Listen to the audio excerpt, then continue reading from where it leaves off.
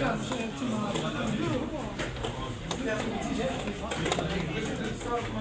عليكم. هذه هي أول دورة تاع الشطرنج درناها من التسعينات في عنابة. كانت ميدة خلاص الشطرنج محسوب.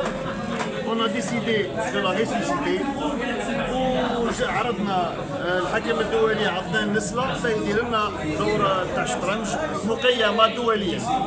جاونا نظام الجزائر، جاونا من الولايات تاع شرق كل تبسة، سوق هراس، سطيف، حتى العلمة.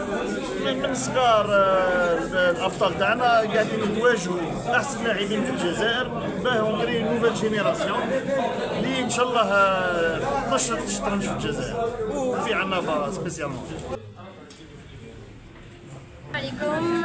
الدورة ملي كانت من التسعينات عاودنا حييناها خصوصا في ولاية عنابة. كانت نادي الخلا ما كان واحد يلعب لعبة الشطرنج. كانت جا ناس ياسر من ولايات الشرق، تبسة، قالمة، عنابة، العلمة، جاو لعبوا، عجبتهم الأجواء هنا وكلش. كاين منظمة ما شاء الله، منظمة ياسر. ان شاء الله نتمنى ان لعبة الشطرنج تكبر في الجزائر ونكونوا ان شاء الله من اول البلدان اللي عندهم ثقافة في لعبة الشطرنج.